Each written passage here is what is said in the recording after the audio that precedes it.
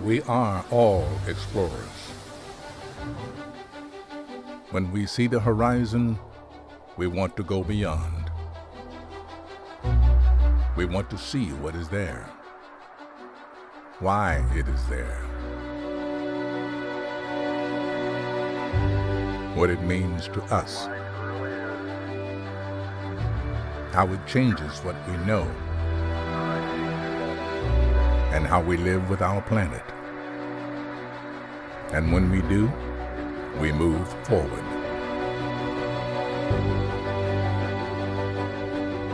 It's time we took the next giant leap, the next great journey of human endeavor. It is time we went beneath the waves.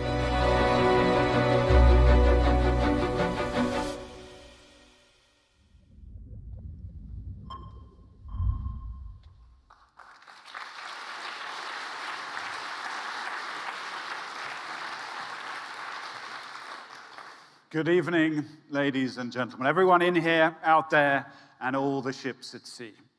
A very warm welcome to this evening, to the Innerview. I'm your host, Oliver Steeds. We would like to begin by listening to what Morgan Freeman said, which is that we need to go beneath the waves. And he wasn't wrong. But before we go there, I would like you to do something.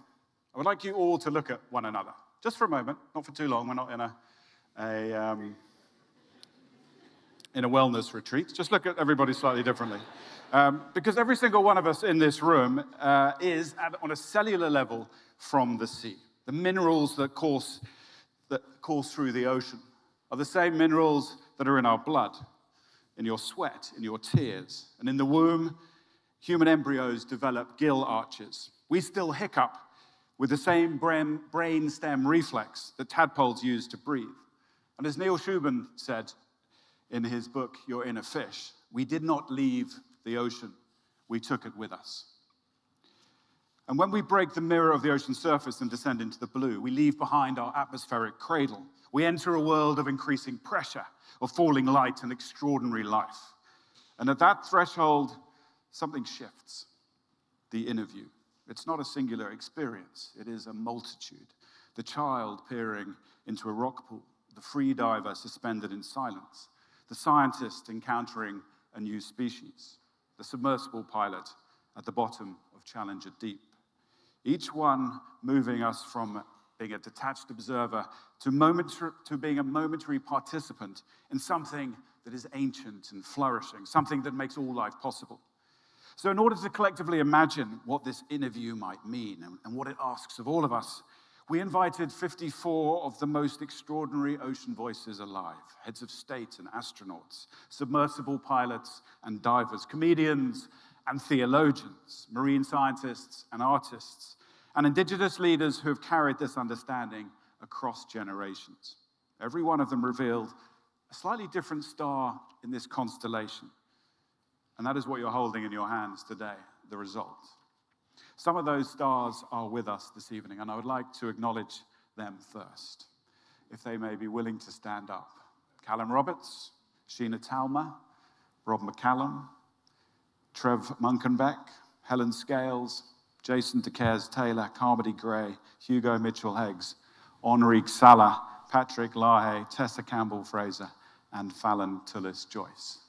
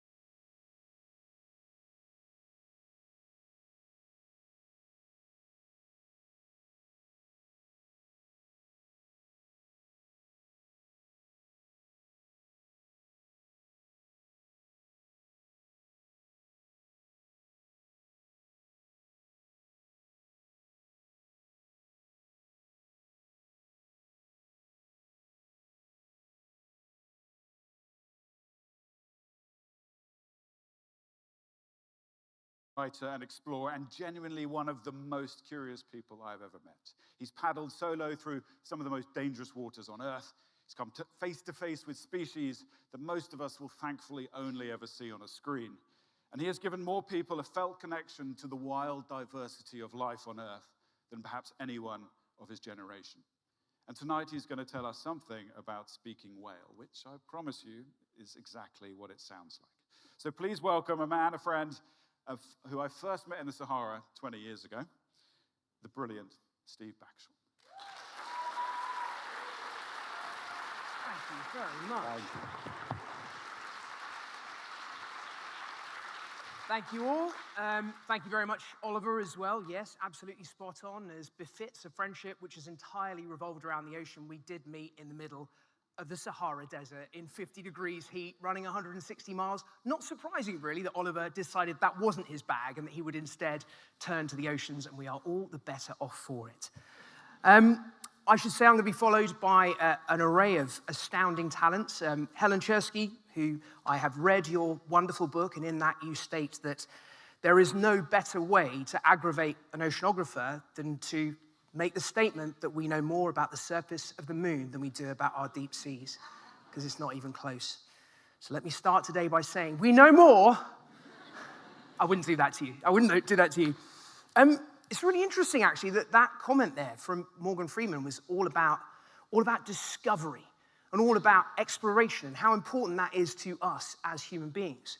Because I think it's a massive part of what makes us successful as a species, is that sense of seeing things around us with curiosity, the desire to understand them and to find out more about them.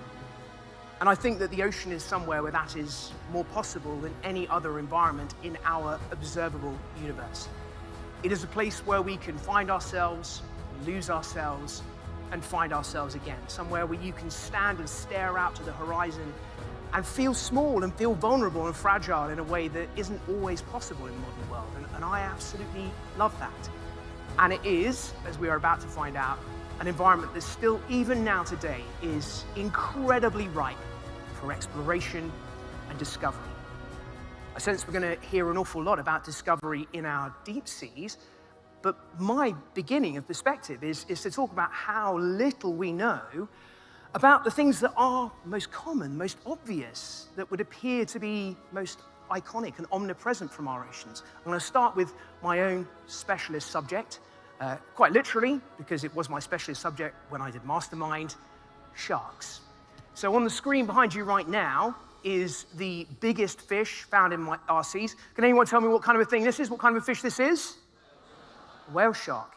Instantly identifiable, absolute icon, this giant animal, biggest of its kind. And yet, what we know about their secret lives is next to nothing. So this was a heavily pregnant female whale shark. We encountered her in the Eastern Pacific, and we put a satellite transmitter on her dorsal fin, which followed her for a year. And it showed that during that year, she never dived deeper than 200 meters from the surface, because that's where she was feeding, apart from one day, one 24-hour period, where she went down to a mile in depth. That's a pretty good idea that she went down that deep to give birth to her pups, of which she may have several hundred, but we don't know because no one's ever seen that happen. And that's true for almost every one of the 550-odd species of sharks on our planet. This is one of the very few exceptions to that. These are white-tip reef sharks, and these are baby sharks. Get that out of your head if you can. And seeing them lying here on this ledge with their pectoral fins draped around each other, like they're giving each other a little cuddle, it's a long way away from our idea of what a shark is, what a shark does. But our team was the first to film on this same seamount this species of shark mating. So that is one single female there in the midst of all those other males who are vying for her attention. It's absolutely brutal. She was fine at the end of it. But that will not have been recorded in just about any other species of shark, and brings an intriguing question to mind, because this is the great white, which is another true icon, which you would expect we know inside and out. Yet this female shark, as you can see it swimming past me here, look at her gills. You see that mutilation, that scarring to her gills there, was a pretty good hypothesis that that comes from a mating scar, from being grabbed by the gills by a male great white shark. But that has never been seen happening. Simple elements of life history, giving birth, migration, mating, none of these things have been seen in the vast majority of really iconic marine animals. There are discoveries to be made even in our shallow seashores right here in this country. So I've been going out with an ultraviolet camera off the light off the coast of Cornwall and West Wales and recording this from small spotted cat sharks, not particularly rare species, in fact pretty common, but under UV light. They have biofluorescence, this extraordinary glow-in-the-dark shark appeal, about which, again, we are only just beginning to scratch the surface of our understanding. But as Oliver said, what I want to talk about today is something very different. And I think it's something that actually gives us huge perspective and may cause us to reassess our own position in the world. And it is, absolutely, the communication of whales and dolphins, of cetaceans, our closest cousins beneath the waves. So this was one of many close encounters I've been lucky enough to have with our marine mammal cousins. This is a humpback whale calf off the coast of Tahiti. And this tiny calf, it would have been no more than a week or so old, swam away from its mother and swam to my camera operator and I, and for an hour and a half, swam around and around and around us in the water. Well, obviously in the water. And at some periods in time, this young calf would quite obviously be mirroring my movements underwater, be copying the things that I was doing. And even though this was just a youngster, just a calf, it would have weighed at least 6 tons. And every once in a while, it would go back to its mother, it would tuck underneath her pectoral fin and start to nurse, drinking her extraordinarily energy-rich milk. And when it did so, well, you know, you can see the calf looks big when it's alongside me, and that's me for scale over there to the side. But when it went back to its mum, oh my goodness, you get a sense of proper scale, like this giant nuclear submarine just cresting the surface. And while we're talking about scale, this is from the most recent series of Deadly 60, this is a blue whale. And the reason I put this in here is the sound you can hear in the background is the infrasound that blue whales use to communicate. And that communication can travel for hundreds and possibly even thousands of miles, calling us to question what we might consider to be social. You know, when we're having a social exchange, we could be sat next to each other having a chat. Blue whales could be on opposite sides of an ocean and having a communication. Even our perception of what sociality is called into question by the whales and dolphins. Now, the science of trying to interpret dolphin communication and even to get dolphins to understand us as human beings is not new. In the 1960s and 1970s, there were some really well-known experiments that were driven by NASA, where particularly one young female scientist, Margaret Lovett, lived in a house with a dolphin, and the main drive of the experiment was to try and communicate with that dolphin. And there was some elementary but really important ideas that came out of it. They noticed that if you were to put a mark on a dolphin's face, that it would swim up to a mirror, it would see that mark and recognize that it was on its own face and go off and try and wipe it away. They realized that dolphins had a signature whistle that they would use to introduce themselves to other dolphins, and that other dolphin would respond also with that same signature whistle. Dolphins have a name that they use to talk to each other. And why is all of this particularly significant? Well, when the first whale song was recorded back in the 60s and 70s and broadcast to the world, it had an enormous impact on people. Up to that point, most people would have considered whales to have been little more than brainless fish, and all of a sudden they heard the haunting song of the humpback whale for the first time, and they realized that there must be something going on here. Nothing that beautiful, that haunting, that wondrous could come from something that didn't have any sense of sentience. It's often thought of as being a big driver for the early conservation movement and for Save the Whale, and everything that came with it was just simply people starting to think, well, any animal that makes a sound like that, you know, can we really justify just going out and commercial whaling being used against them? And that brings me on to the final species that I want to talk about, which is the orca, sometimes known as the grampus, or the blackfish, or the murder panda. And the orca, the more you learn about orca, the more they will surprise you. There's a population of orca who a couple of years ago started wearing a salmon as a hat. One orca was wearing a salmon as a hat. The rest of its pod were looking on going, oh, that's a sharp look. Then they all started doing it. Then after a couple of weeks went, do you know what, fellas? We look really stupid. And stopped it. You know, when you see something like that, when you see fashion, that's the beginnings of what we would call culture. When you start to understand orca, you see that they can strategize, they can work together as a group, they have incredibly adept communication. You know, not just dialects or accents, but languages that may separate pods that may not have interbred for tens of thousands of years. They can be mischievous, they can be cruel, they can be altruistic, they grieve their young, they will take care of another orca's youngsters.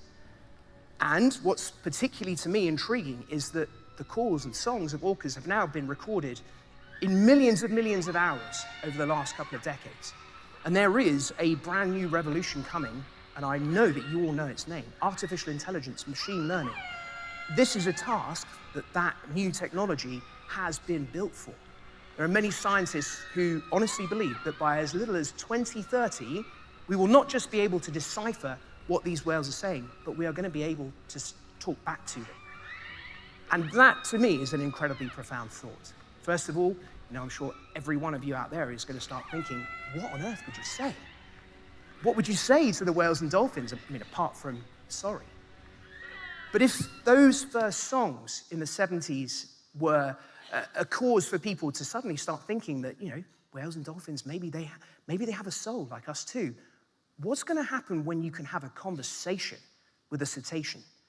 Is it going to drive an entire new chapter in the conservation movement? Is it going to force us to wake up to the realities of how we treat animals and how they are much more like us than we might think?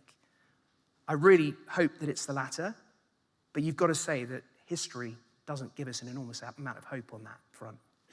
I'm very excited to hear what everyone else has to say, but for now, that's my thoughts, my inner view on learning to speak whale. Thank you all very much.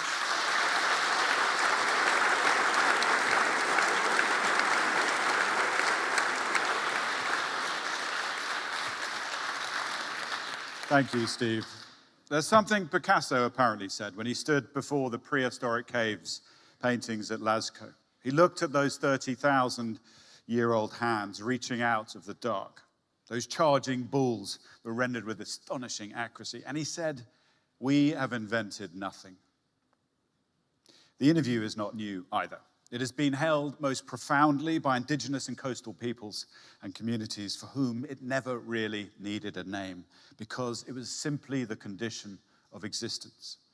What is new, what the 54 voices in your hands represent, is an attempt to name it, gather its many expressions and offer it to the world. Steve has showed us a star in the Innerview's constellation, as wild encounter, as physical communion, and what it might mean to us and the whales and the dolphins and other species if we can communicate. An invitation to reconsider what it means to belong in the natural world. But the Innerview doesn't only ask us to go into the sea. It asks us to understand that the sea is already in us, already here, already present, shaping every breath that we take, every history we inherit, every building that we touch. And nobody makes that argument with more precision, with more wit, with more sheer physical delight than a physicist who has made the ocean her home. Her Innerview is a provocation. It isn't mysterious. It is not distant. It's right here. Ladies and gentlemen, the most wonderful Professor Helen Czerski.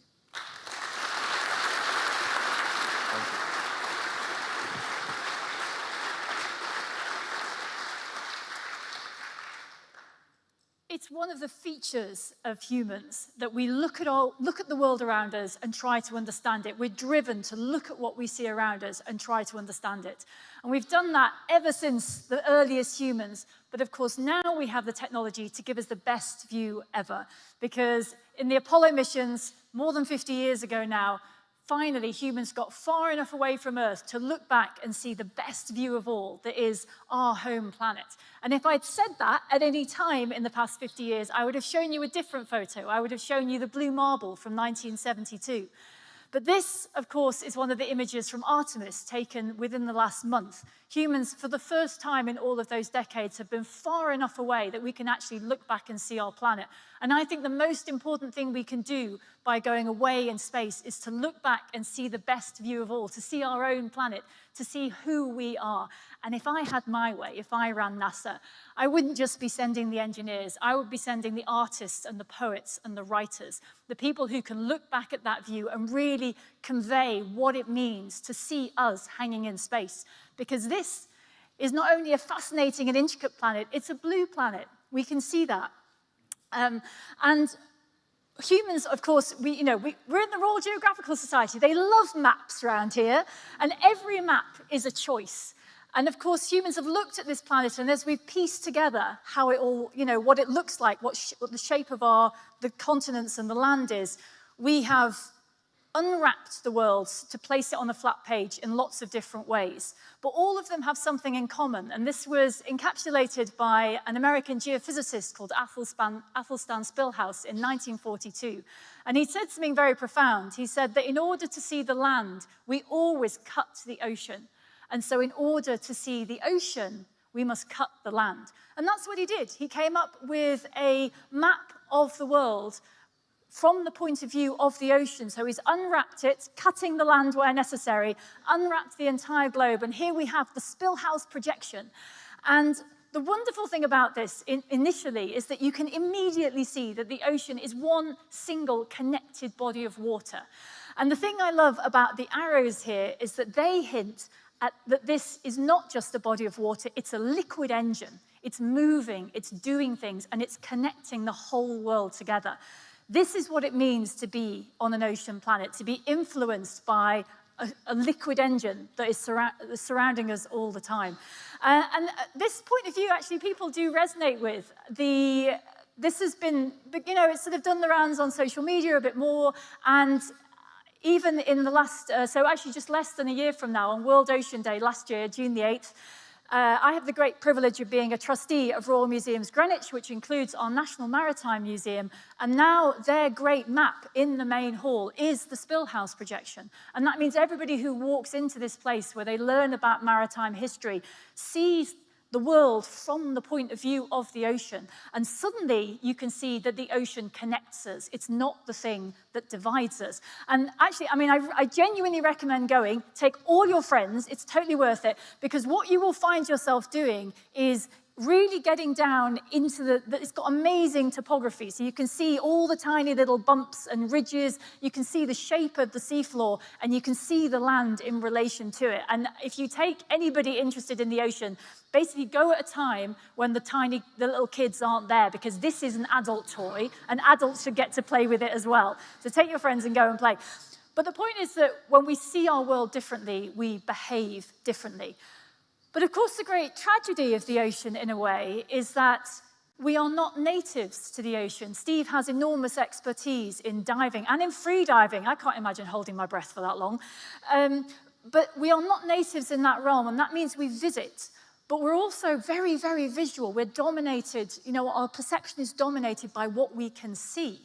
And that's not really the language of the ocean. The ocean works in a different way.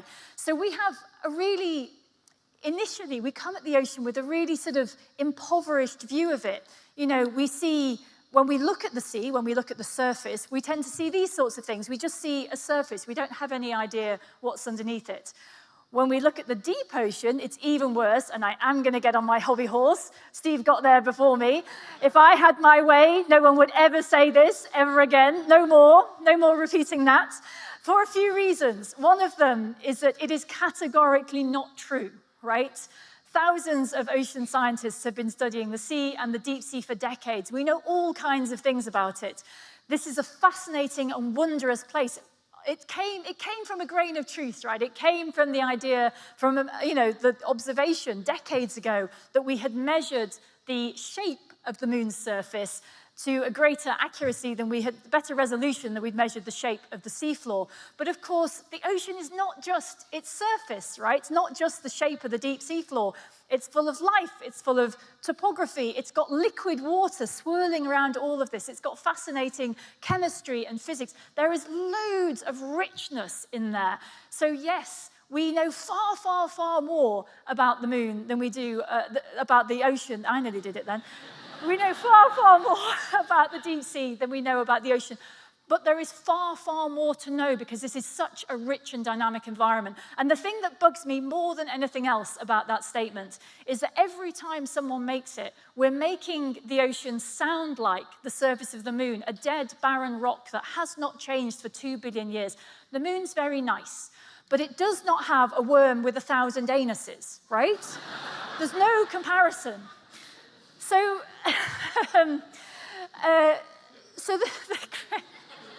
I mean, it just doesn't get any better.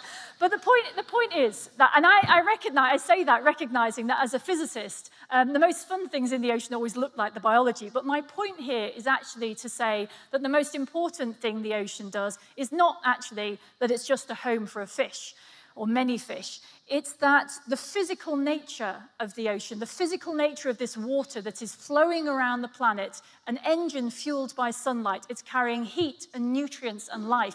The things that it does influence everything on land. They set the context for everything. We all live in the ocean's shadow.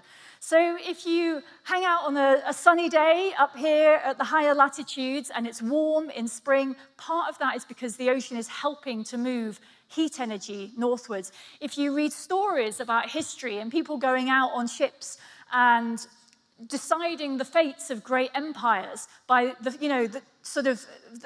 tiny details of what was happening to the waves or the currents on that day, that is history being decided by the ocean. If you eat a banana today, I guarantee it came to Britain by sea.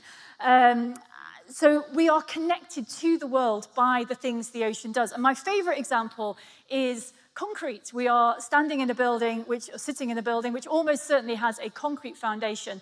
Concrete, the sort of chemistry of concrete works because it's got calcium ions in it. And every single calcium ion in the concrete that is under our feet holding this building up was collected from dilute seawater, from a dilute solution in seawater, by a tiny ocean creature that then died, that fell down to the seafloor, was turned into limestone, and then eventually came back up and was turned into concrete. We would not have skyscrapers if it wasn't for ocean creatures doing the work of collecting all those calcium ions together so that we could then use them. So even if you've never seen the ocean, you are living within the world that it has created.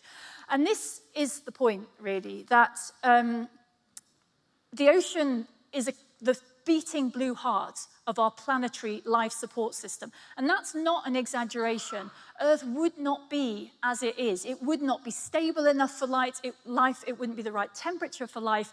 It wouldn't be the world that we know without the ocean. And it's very noticeable, actually, that if you read stories, if you're a space enthusiast and you read stories of, what astronauts did, as Professor Chris Rapley pointed out recently, nowhere in the history of space exploration is there a story of an astronaut messing about with the life support system, right? Doesn't happen for a very good reason. Well, Spaceship Earth is entirely built around our ocean. This is our life support system, and we shouldn't mess around with it because this is what's keeping us alive, even if you never go near the ocean and never see or eat a fish.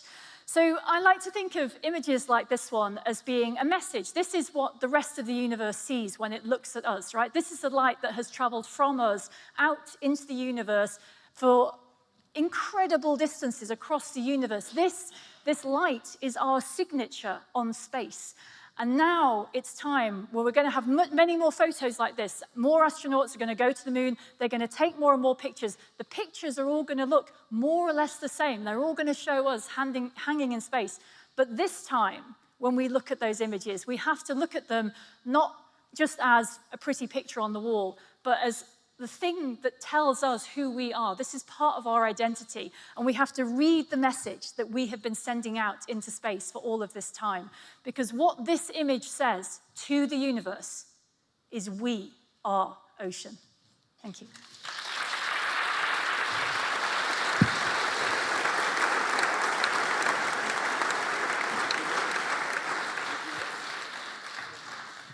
Thank you, Helen.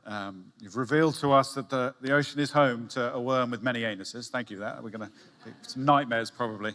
But But also that, most importantly, that the ocean is everywhere, that we don't need to touch salt water to be immersed in it. The Egyptian pyramid builders were powered by the Indian Ocean. Calcium, you mentioned, in every concrete wall around us was connected by those tiny marine organisms. It's not over there, it is right here. And there's another star in our Innerview constellation for us, the kind that you can only get when you cross a threshold, when you leave the air behind.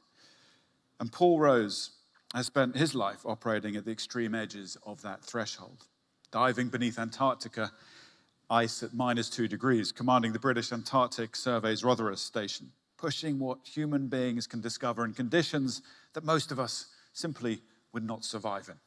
Every dive was a world first, new species he saw in abundance. And underneath all of it, the feeling that has never left him since 1969 and that first dive off Chesil Beach.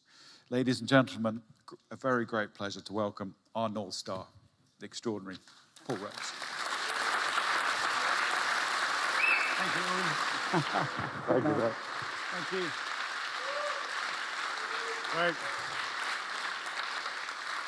Thank you, Ollie, and thanks, everybody, for coming. And thanks so much for the Innerview idea. I had no idea, but 57 years ago in 1969, I was developing my Innerview.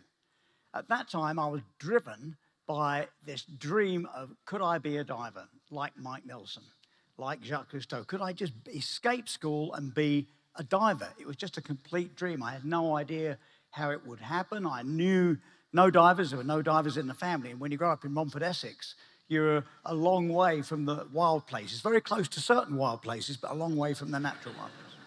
And certainly a long way from being free in the ocean. But when I made that first dive in Chesil Beach, thank you, Ollie, 1969, obviously I was in a homemade wetsuit. That's what you did those days. You cut one out of a pattern, like a dress pattern, glued it together. Inevitably, we all put yellow tape on there, a la Cousteau on the seams. And we all had a lot of trouble with the necks, with the neck fitting of the hood, and they leaked like hell. But I still remember, and I can still feel it now as I'm here in front of you, going in with all the experienced divers, and it was my first ocean dive, and feeling the sea coming in. Obviously, the English Channel came in, the seams started to come unglued, and I had an awesome dive. What made it really sweet was two things. Firstly, one of the experienced divers had lost his Doxer watch. Remember the orange-faced Doxer watches? He'd lost it, and I found it within 3 minutes of my first ever sea dive. But the main thing was that I felt freedom. I was absolutely free. I felt I was free for the first time in my life. I was totally free, and I was invincible. I had a feeling of being free and invincible, and I carried that through to working in the US, where I started something bravely called Paul Rose International Diving Services. I recently found one of my old cards, even though my main client was US Steel, Gary, Indiana, and I just had this one big contract. But, you know, we made a lot of money. It was a successful business, mostly by taking on jobs that nobody else wanted. And we were a good, solid, testosterone-driven, highly technical team, taking on the jobs, making the money, diving. But soon after that, I became an instructor, and I realized that you can't be invincible and be a diver at the same time for very long. It's not going to work out. There's a limited lifespan in thinking to yourself you're going to be an invincible diver. And then as the work got complicated, started to work in Antarctica, and after a few years as the base commander in Antarctica, to pull the diving program from Sydney down to Rotherham, I took that on, obviously. To bring that to life meant forget invincibility, that's for sure. Because here we were working in hostile territory, keeping a science program together, and that's where my science support life really got some genuine life. Meeting scientists with big, ambitious hypotheses and turning them into action in the field for reliable results. So, of course, we set up the diving. It's nothing like, is there, going around and buying a recompression chamber, getting all the equipment, getting everybody trained up. And I realized that while I was diving in those early dives, every single one of them was a world first. On many of them, we're meeting new species, and you're diving with famous marine scientists, and you say, what is that thing that we found on that dive? They say, oh, we've got no idea, we've never seen it before. Moments like that, I discovered that I'd swapped invincibility for something I call equilibrium. And what that meant, I could be on a very technical dive in Antarctica and yet working out problems for logistics for the base and my field teams that were down at the South Pole and 47 other projects that were all over British Antarctic territory. I was working on those things and finding solutions, whilst the technical side of the diving was pretty much taking care of itself. I mean, some dives were easy to do that because we're down taking sediment cores, and even though it relatively, say, sorry, Helen, maybe boring dive taking sediment cores, but we would hear whale song from miles away. But it was easy to fix problems while doing a dive like that. But much more complicated on highly technical dives like the limpets. The great man Lloyd Peck, as many of us know, marine scientist, British Antarctic Survey, had a hypothesis that we could look at past climate and climate now and think about climate in the future by measuring limpet shells, because limpet shells grow a little bit like tree rings. So let's collect loads of limpets and measure the thickness of the shells, pop them back in, and over a course of years, we'll see how fast they grow, and then we'll look at what the known sea ice retreat has been, and we'll work out how the temperature change has affected their growth.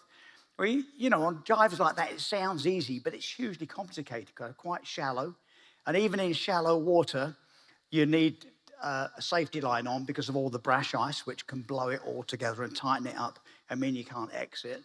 A shallow dive means that they are long.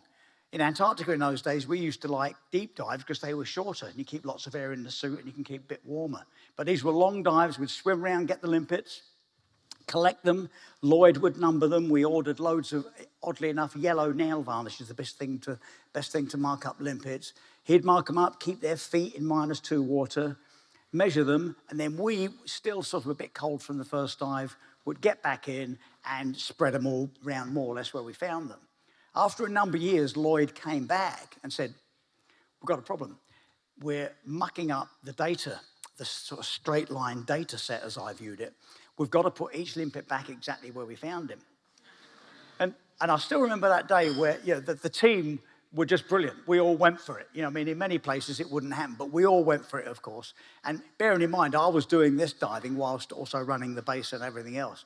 But even a complicated dive like that, where you're swimming around with a little net bag of limpets and a map, going number 74. Where the bloody hell did number 74 go? Even on a dive like that, I was able to fix and work on big logistical problems. And I found that equilibrium. I always felt that equilibrium. The technical side of it and the precise nature of the science diving began to sort of take care of itself because of the uniqueness of being deep in the sea. And it just has a complete physical sense of me. I can't deny it. When I'm underwater, thinking is much easier. It just happens to me. I think it's my sense of the inner view. And with BBC, I mean, Steve, you're doing tons of work for the BBC, and you know what it's like with ideas. I've had tons of ideas for BBC. Not all of them are good ones. Some have worked out, BBC Oceans, Britain's Secret Seas, and things like that. And I wanted to tell the story of how stromatolites, which look like rocks, stromatolites pumped oxygen into the ocean and bring it alive today. So I went to the Bahamas with a team and a thing called an oximeter, and I swam around and found the stromatolites. Did these amazing pieces to camera, Steve. You know, look at that. It's giving oxygen. We said all great stuff. Took it back to BBC, showed it to all the commissioners, and they declared it was, without doubt, the most boring piece of television they've ever seen. So what do, you know? So we went then to Andros, to the black hole, which is a famous black hole and has a layer of hydrogen sulfide producing gas at about 20 meters. So diving that thing was a complicated dive, and probably the only dive in my life I wouldn't do again. But we helicoptered into a big circular black hole, maybe a kilometer across. It looks very black. Go down to about 20 meters, feels like a normal sort of brackish freshwater sort of dive. And then at 20 meters, the layer of this hydrogen sulfide producing bacteria is so thick that it changes the buoyancy. It's warm for a start, and it's thick. So you've got to sort of deflate and work yourself through this layer. And I remember working myself through this purple layer and becoming completely permeated with rotten eggs. You know, you can smell, it's unusual to smell things underwater, and smell eggs. And I thought, wow, you know, so we went down through this layer, had a lot of trouble keeping the camera team together, and then popping down from it, it's black and cool, and you can great visibility. But of course, it's pretty much dead water. So we could sort of demonstrate that this is what happens when there's no oxygen. So we did loads of dives in that layer. And I still remember coming out, and we're all sitting on the grass after about 3 dives, with 2 or 3 of us throwing up. My hair had gone a funny gold color, and we all started to wonder about why we should have done a risk assessment for this thing. But we were trying to tell a powerful story, and then that led to then going to the caves in Mallorca, which many of you probably know, and dive in these caves in Mallorca where there are stromatolites there that tell a different story. Because those caves have been dry and also flooded, we can tell a climate change story and a Mediterranean sea level. But even during the most complicated elements of that, the worry and the concern about the hydrogen sulfide producing bacteria, the thing with the cave diving, which, as you know, is highly technical. And on those dives, it was complicated because we were using full face masks while cave diving, which is normally not a good thing to do. So we had lots of different complicated backups. But even during them, I can think about what I'm going to say to camera, what the logistics are afterwards. There's an equilibrium that arrives with me, Ollie, that is my description of Innerview. With our project Pristine Seas, I've been the head of expeditions for that project now 13 years. Some of those dives are relatively straightforward. We're in running a quite standard template of marine surveys all over the world. And some get highly technical. But there's a lot going on that ship. You know, we're running an expedition. So even on those dives that require technical strength and a sense of robustness during the whole thing, I find myself able to think about the whole big logistical pattern. Now, we can't expect decision makers to have those experiences. We can't expect every politician, every chief executive to be so passionate about being under the water as I am, and all of you are, most certainly. But what we can do is have events like this that set such a great example that they really are going to influence decision making. And with Nekton, taking decision makers down in a submarine, the same as we do with Pristine Seas, has an enormous effect. Because I swear, if we had some policymakers and politicians, we may have some in here tonight. If so, very welcome. If you have a board meeting tomorrow morning, having had an event like this, your decisions are going to be more influenced this way than they were before.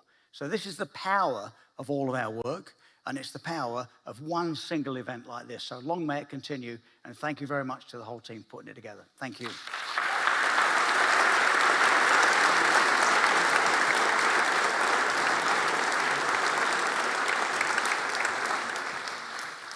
Thank you, Paul. You showed us what crossing that threshold does to a person, that clarity, that freedom, the thing that doesn't ever leave you. But here's the question that keeps many of us here in this room probably awake at night. Why does the silence of the stars echo so much louder in our collective imagination than the song of the sea? Space gets hero journeys. Ocean gets a to-do list. Space asks nothing of us but our curiosity. And the ocean often comes with guilt. Space, it sells futures, whilst the ocean too often only sells its own decline. There is a path to change that. And it starts, I think, with a kid from Manchester who fell into the ocean from space, Jyoika Virmani, who grew up in Jodrell Bank dreaming of the stars. She trained as a physicist, set her sights on astrophysics, and then a course in atmospheric physics pulled her gaze downward toward the systems that actually govern the planet she was standing on. And she has spent the years since as one of the most powerful forces in ocean science, in ocean communication, and in ocean democratization. And as one of the architects of the idea that the Renaissance is already here, that we are at the beginning of a new age of ocean enlightenment. My friend, my partner in crime, Jyoika.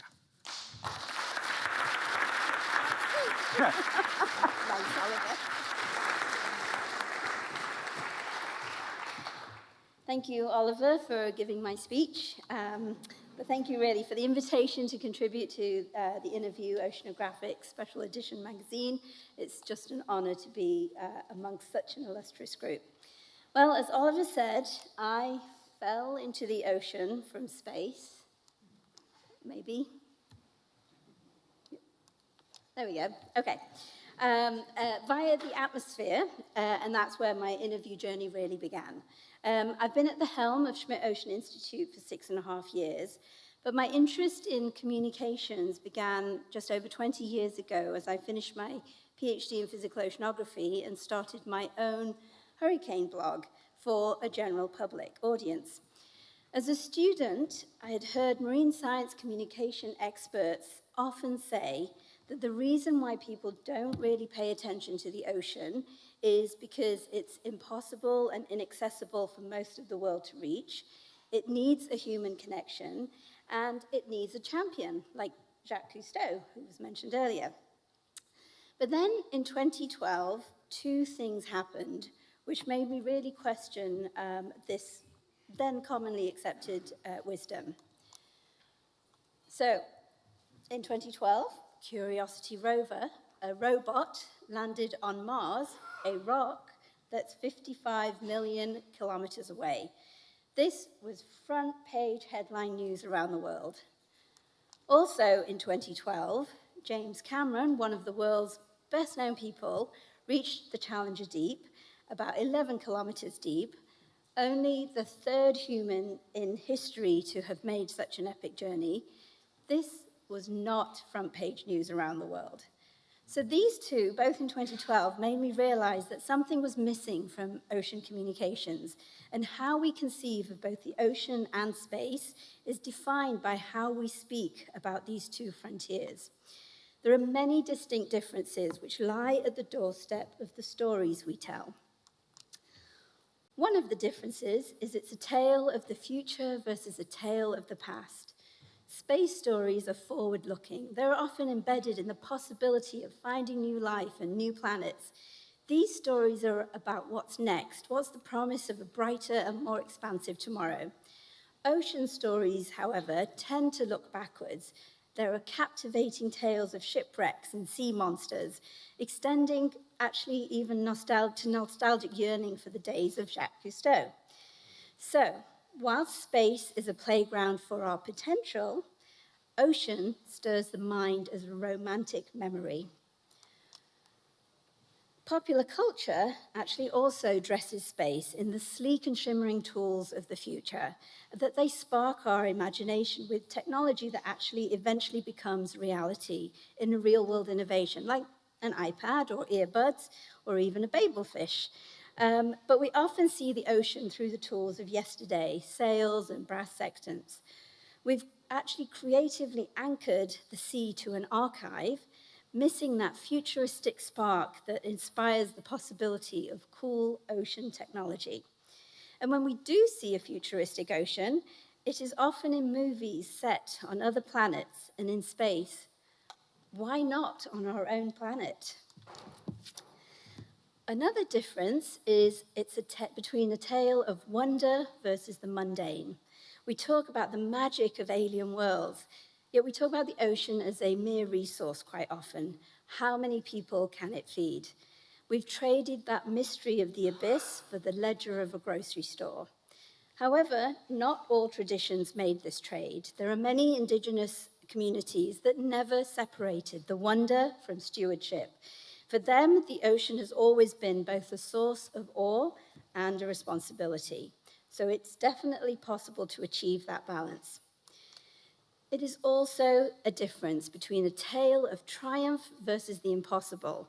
So space gives us the hero's journey, a storyline that, through focus missions like Artemis 2, that allow us to grasp that true scale of achievement, and it is wonderful. But these stories are in a format we understand. There's a beginning, there's a middle, and there's an end.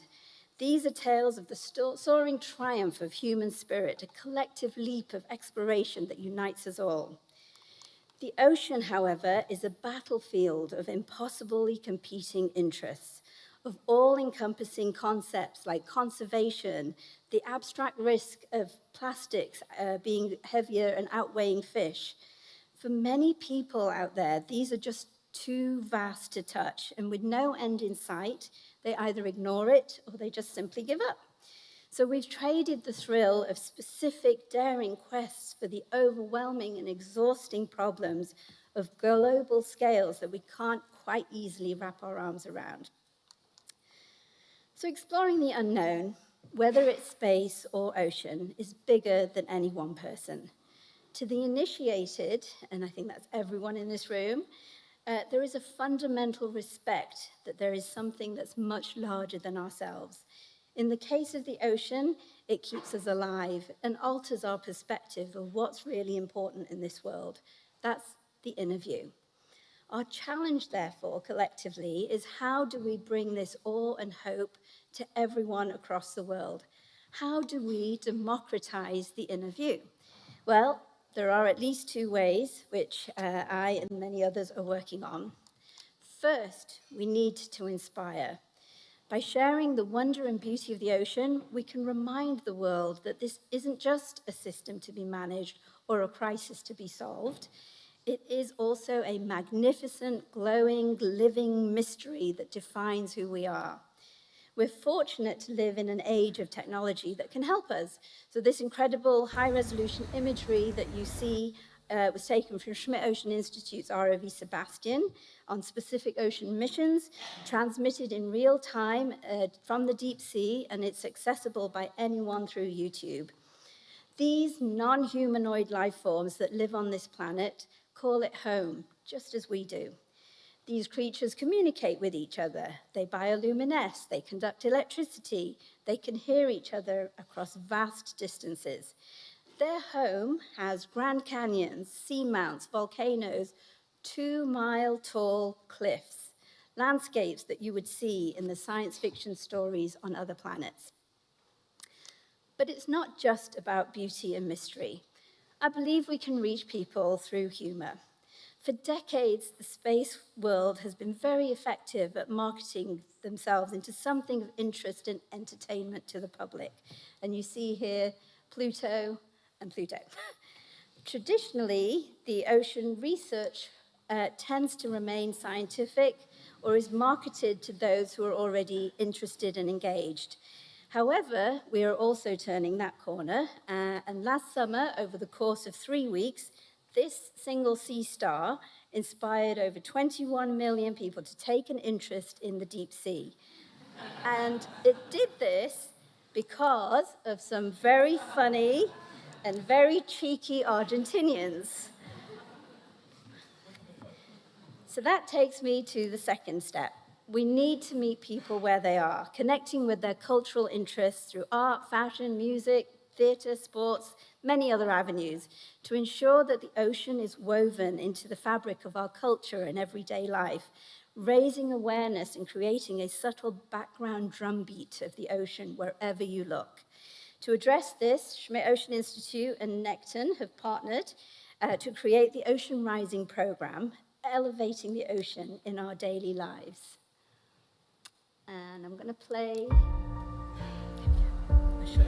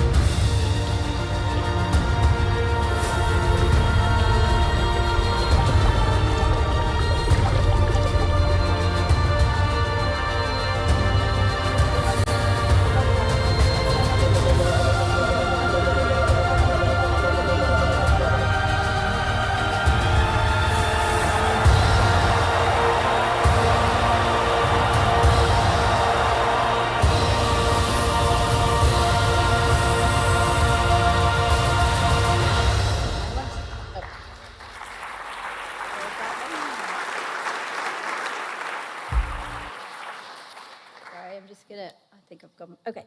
I want to thank the Ocean Rising team that's led by the Ocean Rising director, Lisa Hines, who's in the room here, to the Ocean Rising ambassadors that are in the room and representatives, and also to all the brilliant communicators that I work with in the room as well as online. And also a very quick happy birthday, 10th birthday to Nekton, our partners in magic. There we go. Right. Finally, the space and the ocean are antithetically linked. They are the bookends of our human experience. Both are extreme environments that without the grace of technology, we simply cannot explore. Sorry, there we go. Yet through human ingenuity, we've begun to peel back the veil on the wonders that were hidden from us for eons, finding discoveries that challenge everything we thought we knew about ourselves. And so, perhaps by bringing the Innerview to everyone on this planet, we will ignite a spark of scientific curiosity, just as I was inspired as a child by space. The Renaissance is indeed here, so please help us to usher in this new age of ocean enlightenment. Thank you.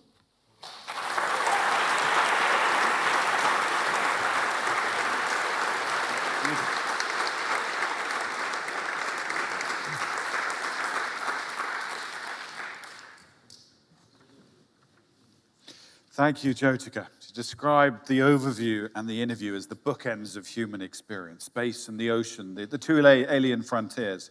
There's one person in this room who has been to both ends of the bookshelf, and then he kept going.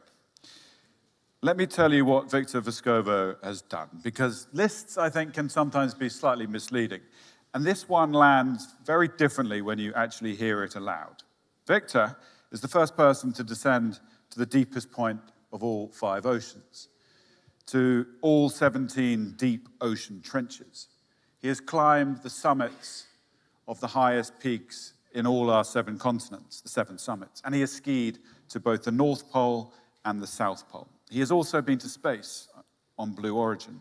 He has lived the overview, he has lived the Innerview, and in his own coinage, which he's going to speak about tonight, the extremist effect as well. He has literally been to the edge like no one else on Earth. Ladies and gentlemen, the legend, Victor Vescovo.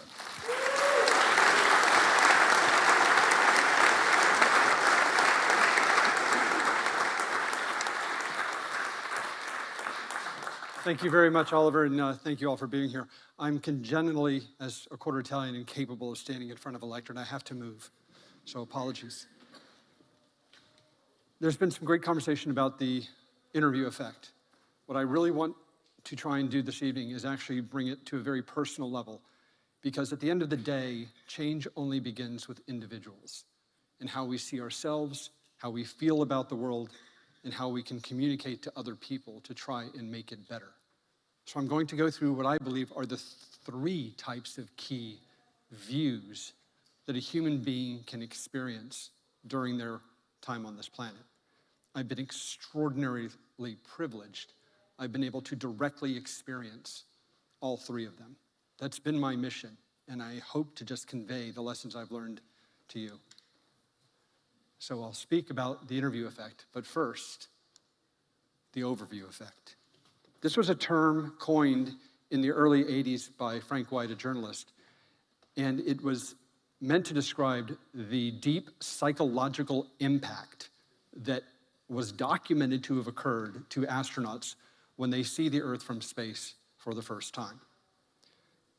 I experienced it directly for a very short period of time on New Shepard Flight 21 when we lofted about 103,000 meters into space directly on a straight trajectory, and then had the unusual effect of hearing a sound that it was safe to unclip our belts, and we floated out of our couches to see this kind of extraordinary view.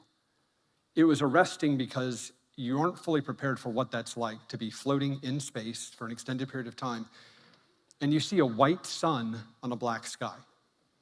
You cannot see that on Earth because the atmosphere filters a blue sky and a yellow sun. It's a different world, and it does have a deep impact on you. Less than 1,000 people have been into space. So it's unfortunate that more people cannot go into space and see this extraordinary view. The Apollo astronauts described it, especially Edgar Mitchell from Apollo 14, who I think summed up the overview effect very succinctly and very well when he said, quote, "You develop an instant global consciousness, a people orientation, an intense distaste for the state of the world, and a compulsion to change it," unquote.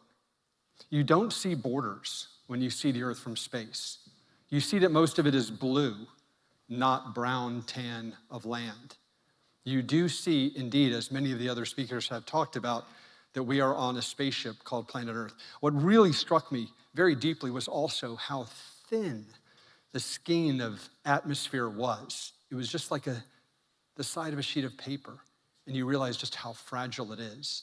These have a deep impact on your psychology. William Shatner went up on a successive flight.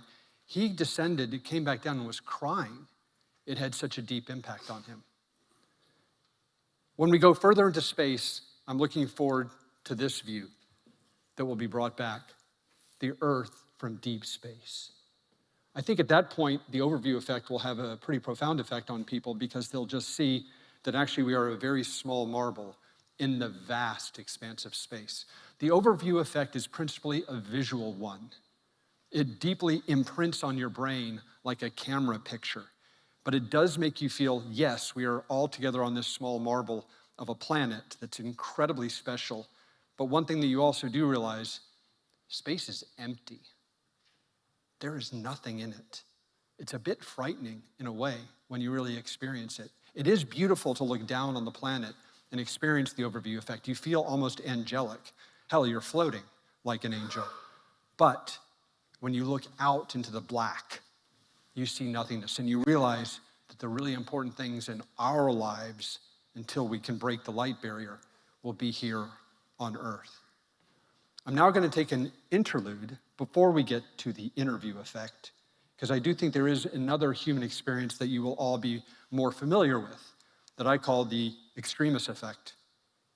Almost everyone in this room has probably had some kind of experience where they have been pushed to their absolute limit. It's a very personal, very human experience to be pushed to the limits of physical endurance, mental endurance, social endurance, any number of things. It's in these experiences that you learn who you are, what you are capable of. And the beauty of the extremist effect is when you come out the other side, you can be a stronger person. You realize you can do more than you thought you could. Try climbing a mountain like this. I was a significant aficionado of mountain climbing for 25 years. When you strap on a bunch of gear and with only a handful of friends climb a mountain ridge like this into extreme altitudes, you are pushing yourself, not just physically, but also mentally.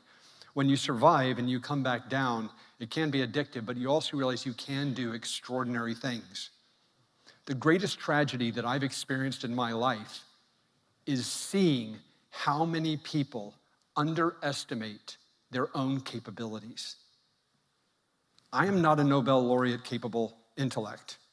I am not an Olympic caliber athlete, but I can do some things that some people might consider extraordinary. You could do these things. Many of you could. It's our minds that are the greatest limitations. But when you do something like this, you go to Mount Everest and you climb where there's a third as much oxygen as there is here on sea level. You push yourself to the absolute maximum level of human endurance and psychic endurance, and you come out the other side, you are a different person. You all have experiences in your own life where you haven't pushed yourself like this, but you have pushed yourself. I'm convinced of it. You have in your lives. Hold on to that, because that becomes important later of what do you do with that capability that you know you have within you. Which brings us to the interview effect. If going to space and experiencing the overview effect is about getting an image of the world that makes you feel more responsible for it, to some degree connected, but almost just how fragile it is, that's one thing. The extremist effect teaches you more about yourself, what you're capable of enduring, what you are capable of doing. The Innerview effect is about the statement that I made in the essay that Oceanographic magazine was kind enough to print was, this gets a little philosophical, so bear with me. We are all born trapped in this vessel, separate from everything else. We are trapped in our own physiology. We spend our lives trying to reconnect. That's what we miss, and it's getting worse. Population in the industrialized countries beginning in the year 2007, which coincidentally is the year that smartphones began to explode in popularity. It's now being called that we are now becoming the silent society because we're embedded in living in the digital world, not communicating with other people, not engaging, not producing families, losing even an interest in going to so-called third spaces like cafes and restaurants and actually talking to strangers. Talk to any member of the youngest generation, some of whom are here. They have the highest anxiety level of any generation when surveyed of speaking to strangers. It's terrifying. The Innerview effect is a way to attempt to get people connected because that's what it does when you go into the ocean. When you go into the ocean, you feel physically that you are part of something greater. The ocean hugs you. You feel a physical connection in the way you don't with the overview effect. You feel a definite physical effect when you're doing something extreme, but it's almost abusive. You're enduring it.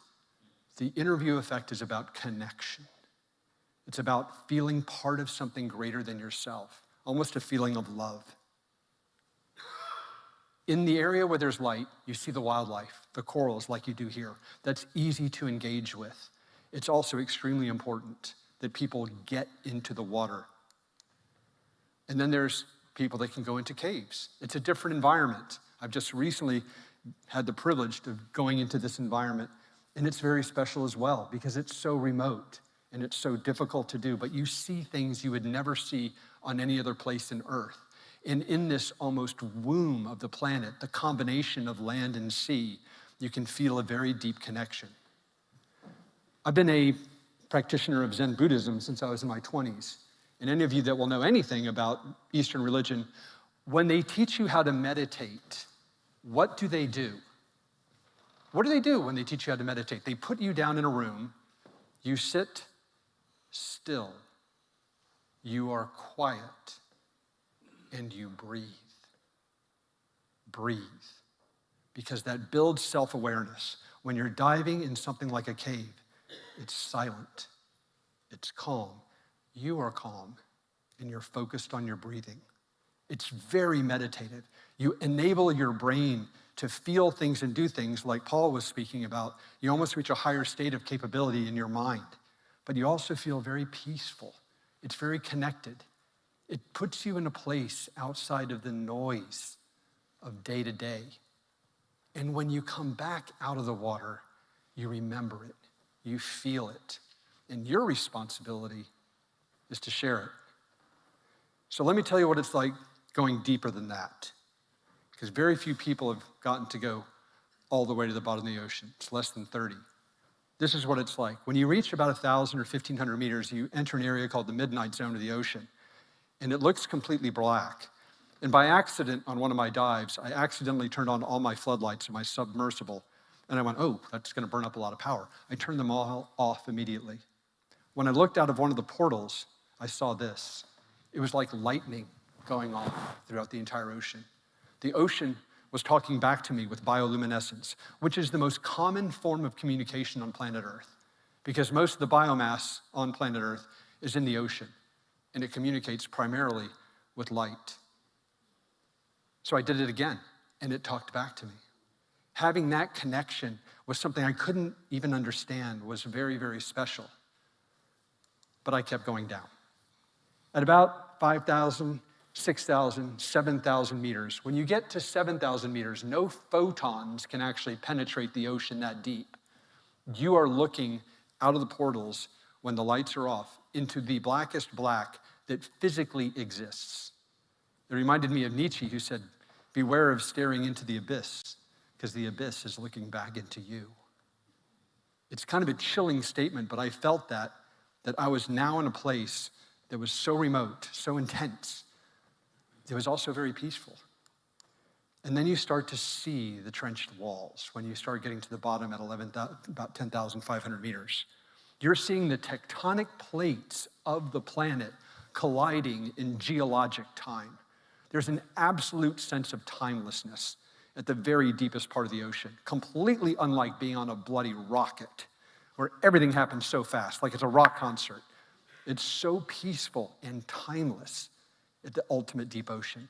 And then you start seeing where the rocks are breaking apart. You're now almost at the very bottom of the ocean with 11,000 meters of water above you, 16,000 pounds per square inch on every single part of the submersible, that if it failed, you would not even know you were dead before it happened.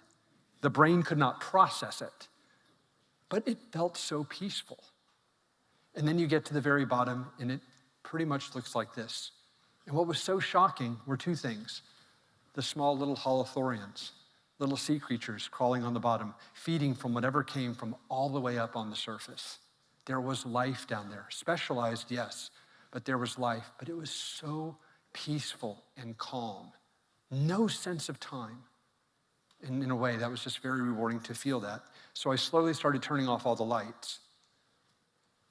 So imagine yourself being a submersible by yourself, like I was, at the bottom of Challenger Deep, 11,000 meters below the surface of the ocean, the deepest point you could possibly go. And it's this quiet. It's this calm. It's a very powerful feeling, almost like being in a cathedral, but in a very, very different way. And you bring that back. It's easy for me to achieve a state of peace and quiet because I've been there for hours at the bottom of the ocean, feeling it completely embrace me in a non-threatening way, but in a manner that is completely geologic in time scale. And then you start to come back up and up 4 hours to the surface. And after that intense experience of seeing that limited light, limited geology, incredibly specialized, rare creatures, you breach the surface. And within an hour or two, you're back to this. Our Earth. Cliffs, seas, sunlight, waves, friends, people. But you still have within you the experience of the Innerview effect, a feeling of connectedness to the ocean, to where we are from. We are all 50 to 60% water. That's what we're made of. It's where we came from. So when you come out of the water from a submersible, or you come out of the shore in scuba gear, you feel like one of our ancient ancestors that crawled onto land for the first time to get a piece of food. That's all part of us. What the Innerview effect is trying to do is to tell us that in the ocean, we can feel a level of connectedness that is difficult on land. And you can't even achieve it with the overview effect of going into space. I know, because they're different. The Innerview effect is much more subtle. It's much more quiet, but it's imperative that that feeling be conveyed. I'm preaching to the converted in this room. I know that. Your job is not to nod and appreciate what we've been discussing tonight, the importance of the Innerview effect, the importance of the oceans and the life within it. Your job, your mission is to be evangelical, is to be our missionaries, to go back into the world and get people in the water. Their next vacation, don't go hiking in Scotland. I love Scotland. Put them in the water. Don't go to a football match and spend $3,000 on FIFA tickets. Get them into the water. It can have a transformational human effect on them that they could carry for the rest of their lives. That is more important, and that's your job. So please do it. Thank you.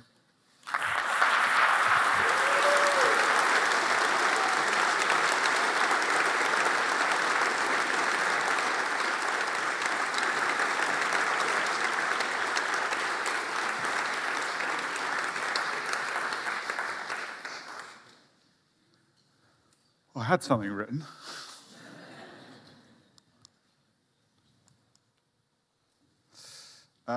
Victor, you said something through there, and you wrote it beautifully in the interview, which I would like to hold for a moment before we go anywhere else, about connection. What you wrote in your interview is, what we experience, we begin to understand. What we understand, we begin to love. And what we love, we absolutely will protect. We've had 5 interviews this evening. Each one is a different star of that constellation, a shifting, ancient, extraordinary truth.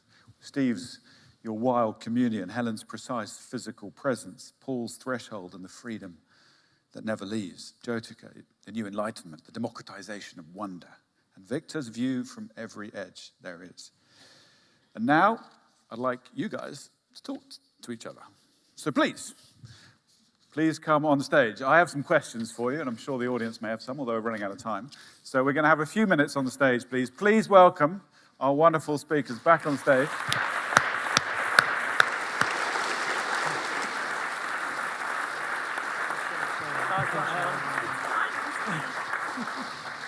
We were due to wrap up at 8:30, so if anyone does need to go, please, it's very understandable. If someone can tell our dinner friends we're going to be late.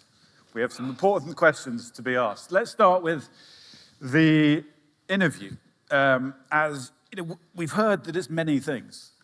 What do you all feel it is? Is it a philosophy? Is it an emotion? Is it a theology? Is it something else entirely? How would you define it? Who would like to start? Yeah.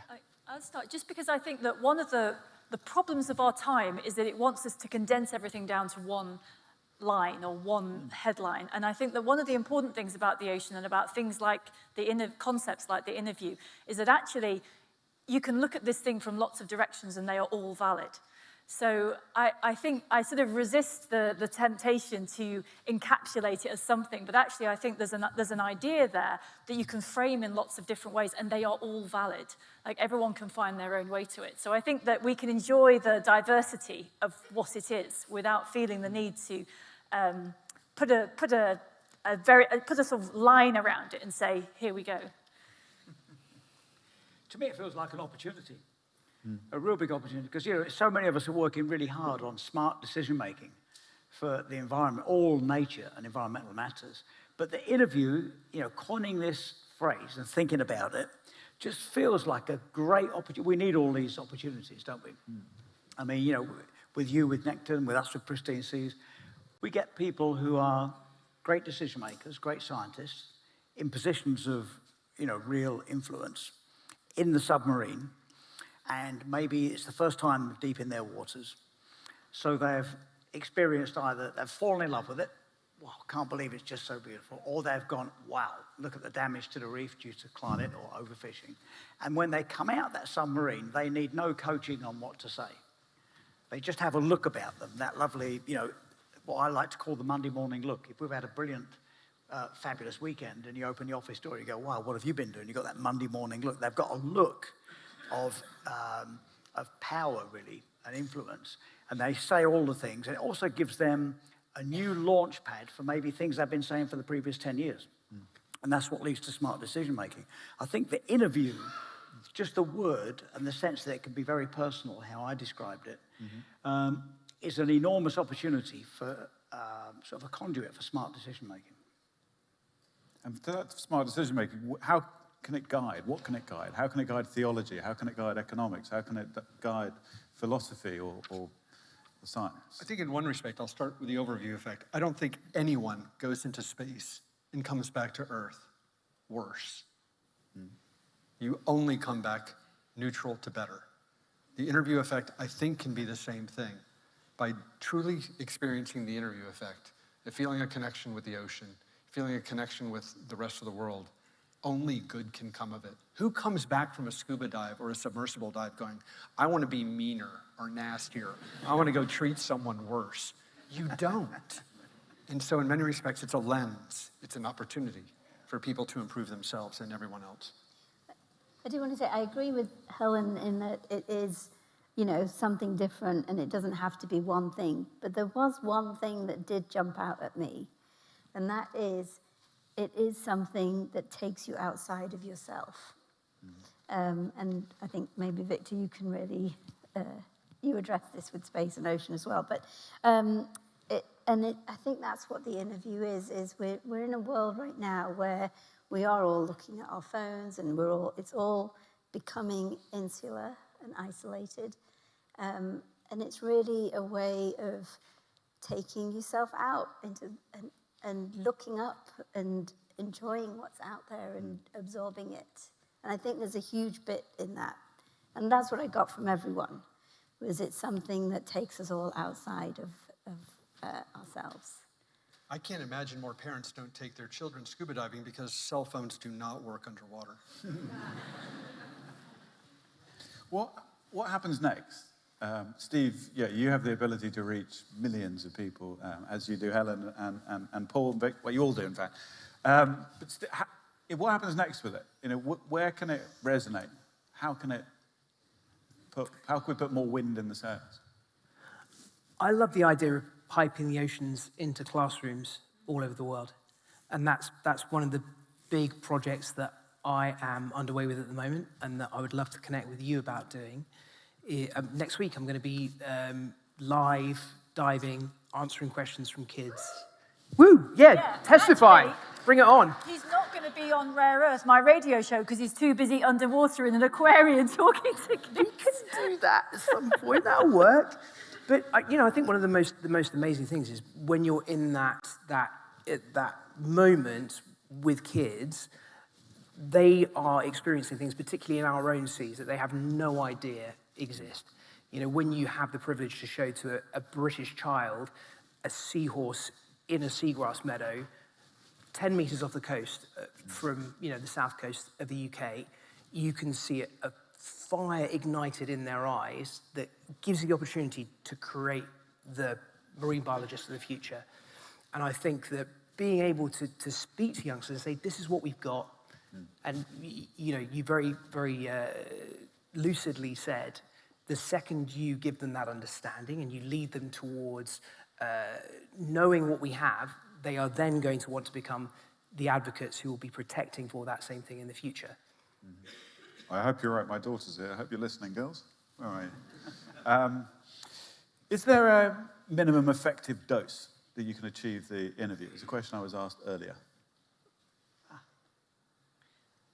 I think it's probably a no, because you can go to a rock pool, right? You can go to a beach and hang about with a couple of limpets on a rock pool, even if you're not trying to put them back exactly in the same place you took them from. Leave them where they are, it's fine. But yeah, I think that the coast, we are an island, right? We do have quite a lot of coastline. And I think a lot of this comes in the language that we use to talk about it, because the seas around Britain can be a bit rough. They can be, certainly where I came from in the north, they can be very cold. But we talk about them as though they are an aggressive, difficult other place. But it's in the language that you use, just by talking about it, as though, of course, you need to treat the ocean with respect, right? It's got no interest in our health and safety, but by treating it as somewhere that you can wade into, you can go to a rock pool, you can just look. It is there for you, and it's not that far away. And speaking of it as though it's part of our world rather than other, I think is really important. Because we do like othering things, and it's weird and over there and it's different. But actually, if you speak about it as though this is just another part of our world, and every time you dabble your toes in the water, that's the way in. Thank you. Hello, 1, 2, can you hear this? Can we have the lights up? We have some incredible people from the community who have also contributed to the Innerview. I would like them to ask you a few questions as well. I'm going to start with Carmody, who refused my invitation earlier. So, Carmody, please do read her Innerview. From the Moral Maze, a philosopher, a theologian, a professor of integral ecology. I think you're going to have a very interesting question for our friends.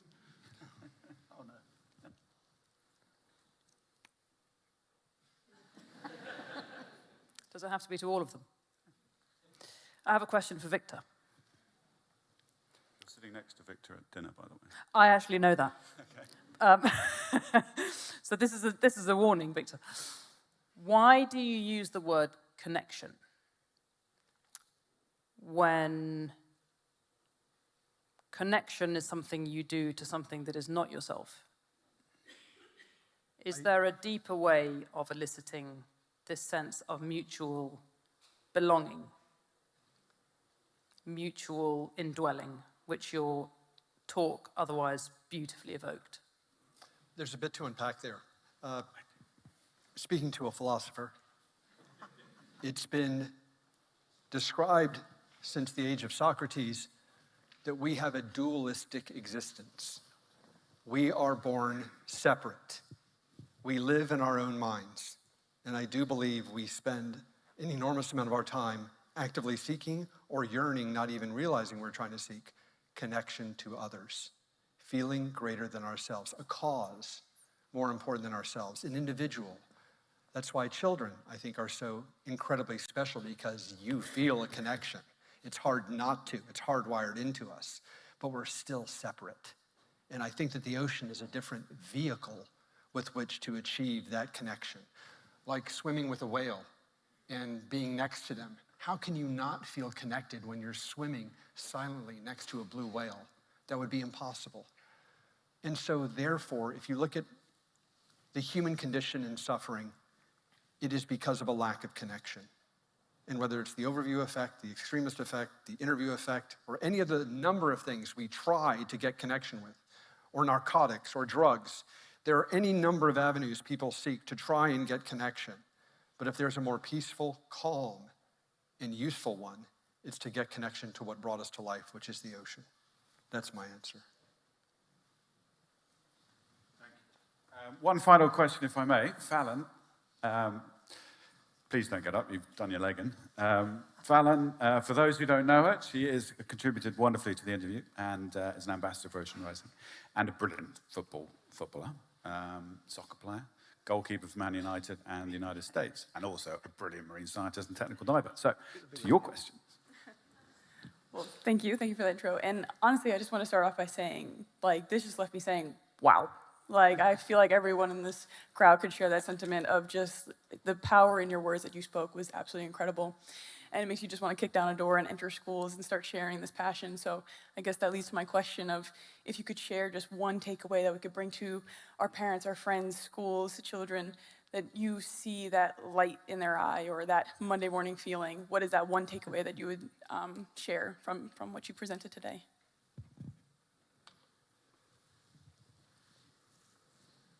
Jump in the water, as Victor says. I mean, there's just something about it, isn't there? And I still remember, you know, as a kid, you know, scaring my parents half to death by spending too long swimming and not understanding the tides and ending up round the corner and coming back on the beach sort of half blue and purple and, you know, getting sand stuck everywhere and that sense of just being, you know, alive. I mean, getting in the water, I think that was a great thing you said there, Victor. Just get in the water.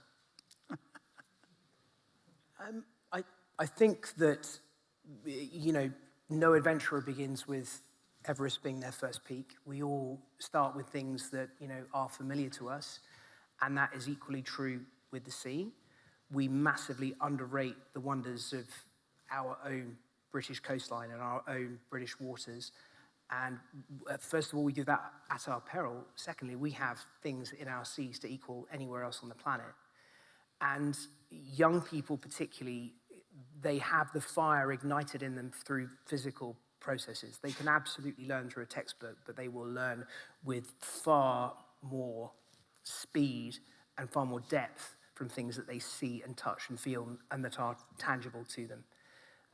And yeah, start with a rock pool, start with a swim, start with a snorkel. 2 weeks ago, I was swimming off the Cornish coast with my 7-year-old, and we had a baby nursehound shark that had just hatched out of its mermaid's purse. It was that big, swam up alongside my little boy, and seeing that wonder in his eyes was as exciting, as dramatic as if he had been swimming alongside a 12-meter-long whale shark.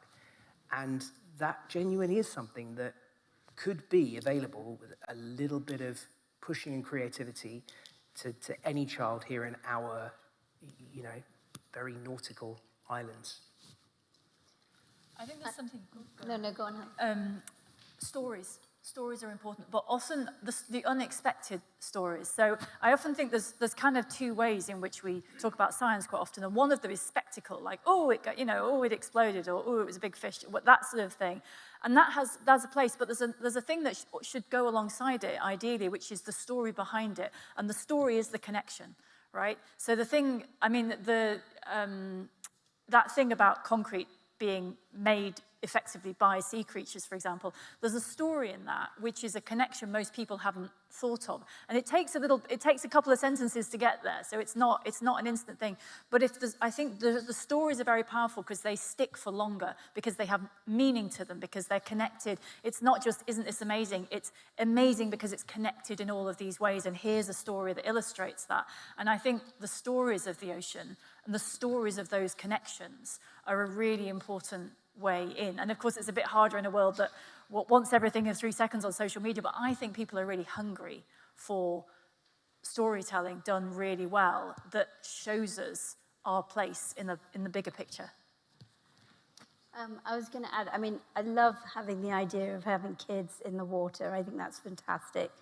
But it doesn't only have to be in the water. Getting them interested in the natural world in general will spark that, because not every child or their parents are able or have enough means to get to the coastline.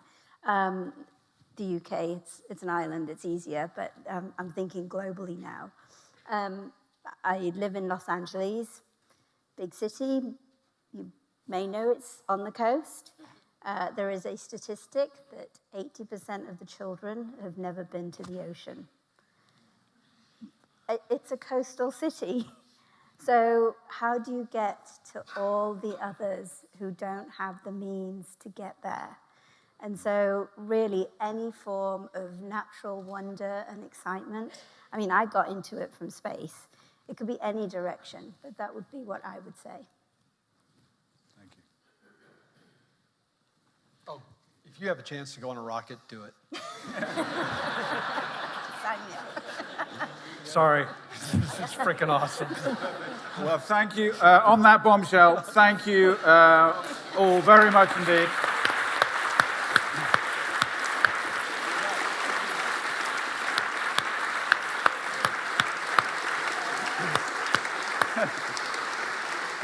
Great way to close.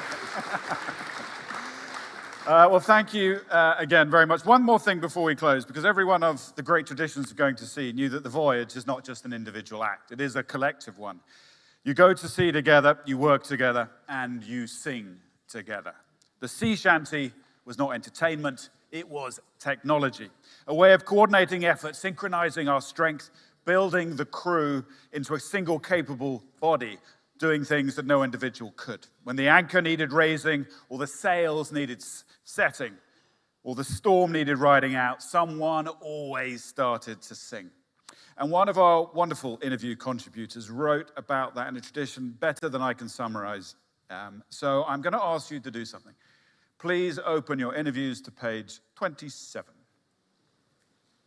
And I would like to invite Trev Munkenbeck, interview contributor, singer, and tonight's musical director, to lead us. If you don't want to sing and you're late for a train, you're welcome to leave. But for those who do want to sing, please stand so we can use your full lung capacity. And Trev is going to teach us the sea change.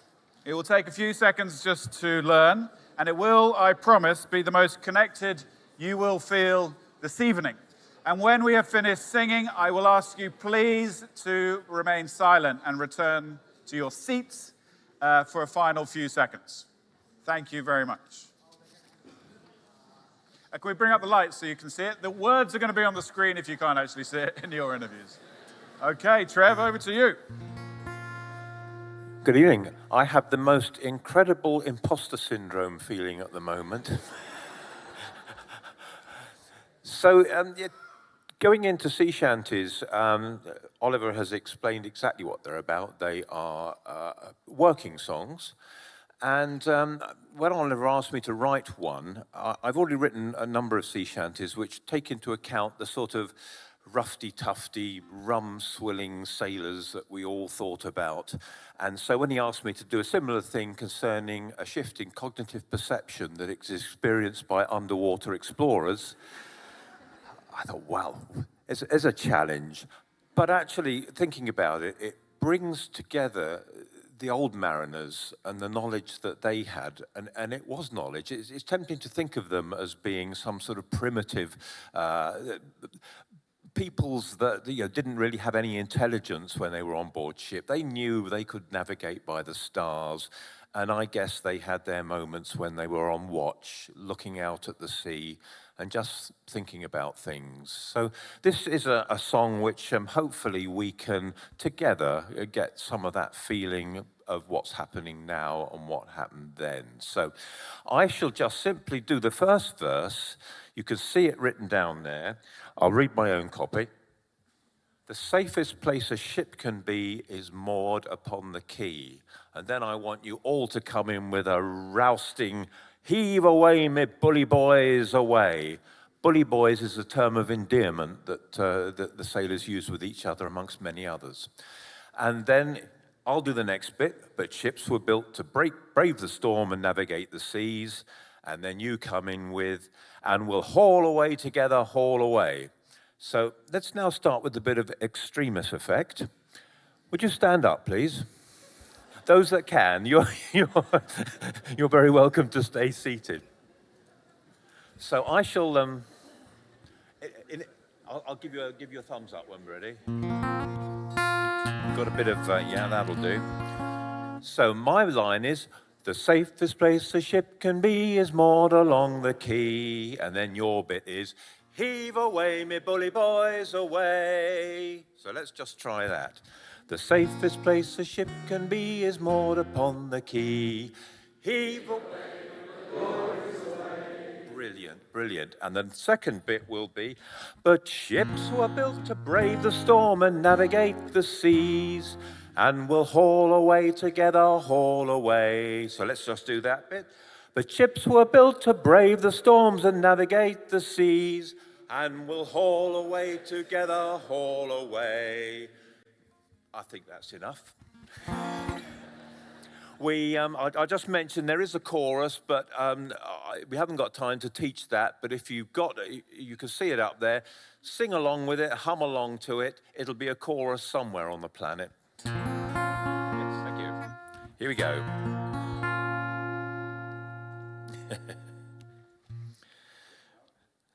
Karaoke time.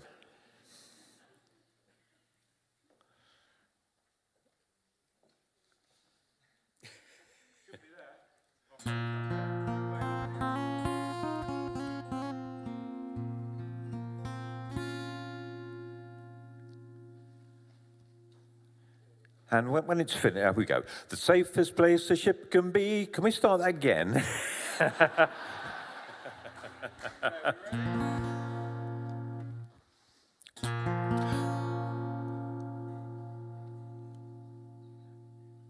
We're nearly there.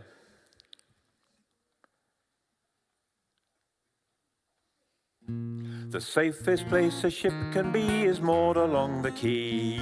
Heave away, me bully boys, away. But ships were built to brave the storms and navigate the seas, and we'll haul away together, haul away. So tell me, said the mariner, I've always wondered why. Heave away, me bully boys, away. There's 10,000 miles of ocean and 1,000,000 miles of sky, and we'll haul away together, haul away. We'll all pull together now, the skipper and the crew, all pull together into the ocean blue. Good. Sailing for the harbour where our voyage had begun, homeward bound, returning from the sea.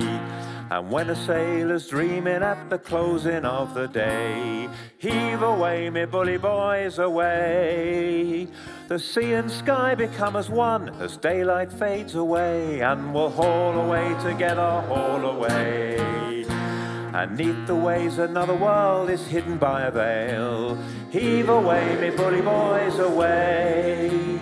Where coral sings a chorus to the calling of the whale, and we'll haul away together, haul away. We'll all pull together now, the skipper and the crew, all pull together into the ocean blue, sailing for the harbour where our voyage had begun, homeward bound, returning from the sea. The mind begins to wander midst the silence and the blue. Heave away, me bully boys, away. As man and sea are joined as one within the inner view, and we'll haul away together, haul away. Within a time of solitude there lies a hallowed ground. Heave away, me bully boys, away. A fleeting separation from the world is to be found, and we'll haul away together, haul away. We'll all pull together now, the skipper and the crew, all pull together into the ocean blue, sailing for the harbour where our voyage had begun. Homeward bound, returning from the sea one more time, and we'll all pull together now, the skipper and the crew, all pull together into the ocean blue, sailing for the harbour where our voyage had begun. Homeward bound, returning from the sea.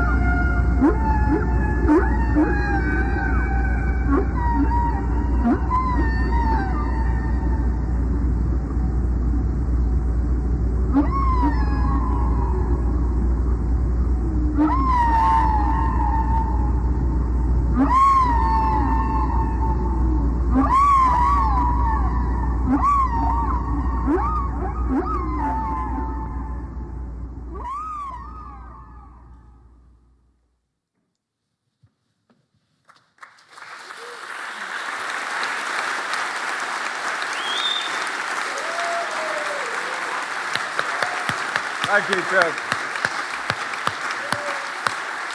Well, thank you very much, ladies and gentlemen, and thank you for going along with that. To everyone here and to everyone who's made this evening possible, thank you very much. The Royal Geographical Society for hosting us, my sister-in-law, Lulu, the muse of the interview, our teams at Nekton and Oceanographic, and our wonderful presenting partner, Kensington.